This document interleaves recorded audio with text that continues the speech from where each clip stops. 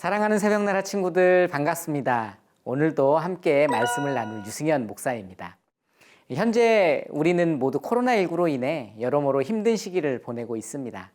특별히 우리 부모님들께서는 경제적인 어려움과 미래에 대한 불확실성으로 인해 많은 걱정과 고민을 하고 계시리라 생각되는데요.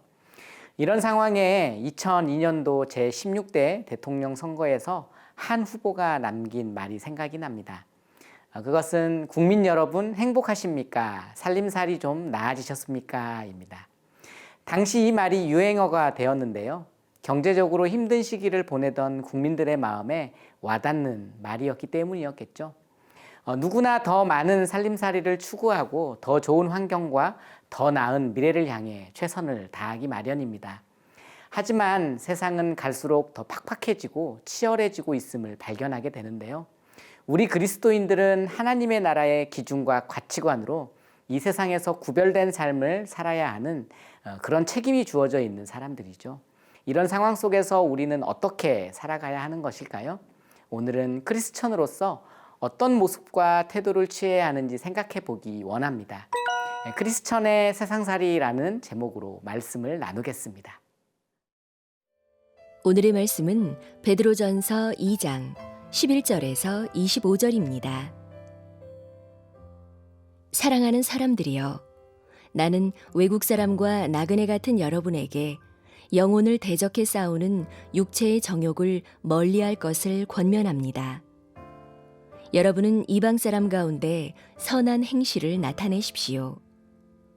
그러면 그들이 여러분을 악을 행하는 사람들이라고 비방하다가 여러분의 선한 일들을 보고 하나님께서 돌아보시는 날에 하나님께 영광을 돌리게 될 것입니다. 주를 위해 사람의 모든 제도에 순복하십시오. 권세를 가진 왕에게, 또한 악을 행하는 사람들을 징벌하고 선을 행하는 사람들을 칭찬하기 위해 왕이 보낸 총독들에게 순복하십시오. 선을 행해 어리석은 사람들의 무식한 말을 잠잠하게 하는 것이 하나님의 뜻이기 때문입니다. 여러분은 자유인으로 사십시오. 그러나 그 자유를 악행의 구실로 사용하지 말고 하나님의 종으로 사십시오. 모든 사람을 존경하고 형제들을 사랑하며 하나님을 두려워하고 왕을 공경하십시오. 종들이여, 여러분은 모든 일에 두려워함으로 주인에게 복종하십시오. 선하고 너그러운 사람들뿐 아니라 까다로운 사람들에게도 그렇게 하십시오. 어떤 사람이 억울하게 고난을 당하고 하나님을 생각하며 슬픔을 참으면 이것은 은혜입니다. 여러분이 죄를 지어 매를 맞고 참으면 무슨 칭찬이 있겠습니까? 그러나 여러분이 선을 행하다 고난을 받고 참으면 이것은 하나님 앞에서 은혜입니다. 여러분은 이것을 위해 부르심을 받았습니다. 그리스도께서도 여러분을 위해 고난을 당하시고 여러분에게 본을 남겨주심으로 그분의 발자취를 따르게 하셨습니다. 그분은 죄를 지으신 일도 없고 그 입에는 거짓이 없었으며 그분은 모욕을 당하셨으나 모욕으로 갚지 않으셨고 고난을 당하셨으나 위협하지 않으셨고 공의로 심판하시는 분에게 자신을 맡기셨습니다. 그분이 친히 나무에 달려 자기 몸으로 우리의 죄를 짊어지셨으니 이는 우리가 죄에 대해 죽고 의에 대해 살게 하려는 것입니다. 그분이 채찍에 맞음으로 여러분이 나음을 얻었습니다. 여러분이 전에는 길 잃은 양과 같았으나 이제는 여러분 영혼의 목자 되시며 감독자 되신 분에게로 돌아왔습니다. 베드로는 2장 11절에서 3장 12절에 걸쳐 가정 가운데 있는 생활 규범을 설명합니다. 세상 지도자들의 통치, 노예제도, 그리고 남성 중심의 가부장제의 사회문화적 배경 가운데 우리 성도들이 어떻게 살아가야 하는지 매우 구체적으로 설명하죠. 오늘 본문에서 베드로는 육체의 정욕을 멀리하며 선한 행실을 나타내라고 권면합니다. 11절, 12절 상반절까지 읽어보도록 하겠습니다. 사랑하는 사람들이여, 나는 외국 사람과 나그네 같은 여러분에게 영혼을 대적해 싸우는 육체의 정욕을 멀리할 것을 권면합니다. 여러분은 이방 사람들 가운데 선한 행실을 나타내십시오. 여기에서 말하는 선한 행실은 세상은 성도를 대적하고 비방할 수 있지만 성도는 그 비방을 선행으로 갚아야 한다는 것을 의미하고 있죠. 억울하고 고난을 겪고 어려움을 당하더라도 그것을 복수로 갚지 말고 하나님의 영광을 위해서 선한 행실로 나타내라는 말입니다. 하나님을 믿지 않는 사람들과 함께 살아가는 이 세상 가운데서 믿는 자들로 살아갈 때 믿지 않는 사람들이 성도들의 선한 행실을 보고 하나님께 영광을 돌리게 되는 일이 생길 수 있기 때문이죠. 우리의 모습은 어떤가요? 선한 행실을 나타내기 위해 노력하고 있나요? 우리가 세상을 살아가다 보면 친구 관계에 있어서 때로는 억울하고 분한 일을 당할 때가 있죠. 너무 화가 나서 마음을 제어하기 어려운 상황에 놓일 수도 있습니다. 그러다 보면 당한 만큼 갚아주고 싶고 상대를 비난하는 말이나 험담하는 말을 하게 될 수도 있죠. 이를 통해 의도치 않게 상대에게 큰 상처를 주게 될 수도 있다는 사실입니다. 베드로는 선을 행하다 고난을 받고 참으면 이것이 하나님 앞에서 은혜가 된다고 말하는데요.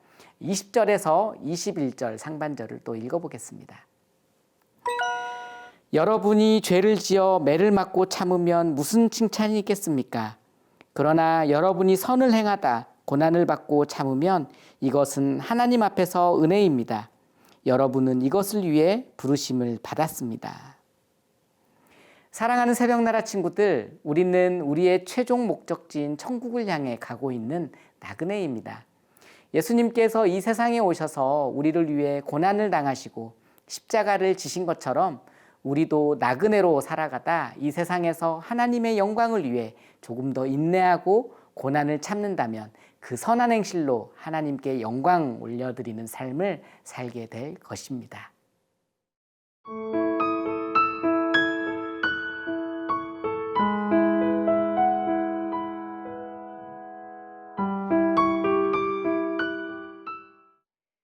베드로는 성도들을 향해 한 가지를 더 권면하는데요. 그것은 지도자들에게 복종하라는 것입니다. 그 이유는 주님을 위해서라고 말씀하는데 13절에서 14절 읽어보도록 하겠습니다. 주를 위해 사람의 모든 죄로에 순복하십시오. 권세를 가진 왕에게 또한 악을 행하는 사람들을 징벌하고 선을 행하는 사람들을 칭찬하기 위해 왕이 보낸 총독들에게 순복하십시오. 세상의 제도와 질서에 복종함으로써 이 사회의 구성원으로 소속되어 살아가라는 말씀입니다. 특별히 당시 성도들은 세상 사람들에게 많은 오해를 받고 있었어요. 세상 사람들은 성도들이 로마 황제의 명령을 거역한다고 여겼죠. 그래서 성도들이 성만찬을 나누는 모습을 보고 사람의 몸, 인육을 먹는 행위라고 오해하기도 했어요. AD 64년에는 로마 대화재가 일어나는데 그 화재의 주범으로 그리스도인들을 몰아가기도 했습니다. 이런 상황 속에서 베드로가 사회의 제도와 질서에 복종하라고 말하는 것은 많은 오해와 비방과 박해 속에서 그리스도인들이 선을 행하며 사회의 구성원으로 살아가라는 그런 의미입니다. 그렇게 살다 보면 세상 사람들이 성도의 진심을 알게 되기 때문이겠죠. 그러면서 베드로는 반드시 하나님을 두려워해야 한다고 권면합니다. 17절 말씀 읽어보도록 하겠습니다.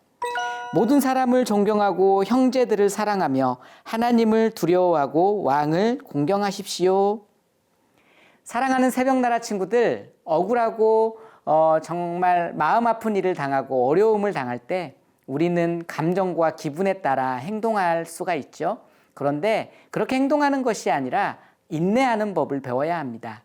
억울하고 참기 힘든 일을 겪더라도 아무 죄도 없으신 예수님께서 모든 수모와 모욕을 견디면서 우리를 위해 십자가에서 죽으신 것을 기억한다면 우리도 그 모든 것을 견디어낼 수 있습니다.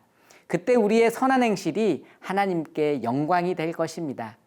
하나님께서 창조하신 창조 세계의 질서를 따라 살아가는 것이 우리의 본분인데 그리스도인으로 살아가는 우리들은 동시에 이 사회의 일원입니다. 우리가 속해 있는 공동체와 사회의 질서에 순종하며 살아가는 것 또한 우리들이 해야 될 일이며 이런 우리들의 모습이 하나님 앞에서도 영광이 되죠. 오늘 또 각자의 자리에서 선한 행실과 순종으로 우리 주님이 기뻐하시는 하루를 살아내는 저와 여러분이 되길 바랍니다. 기도하겠습니다. 사랑의 하나님, 오늘 우리가 크리스천으로 이 세상을 살아갑니다. 선한 행실로 온전히 이 사회의 구성원으로 하나님의 영광을 위해 살아가는 우리 청소년들이 되게 하여 주시옵소서. 감사드리며 예수님 이름으로 기도합니다. 아멘.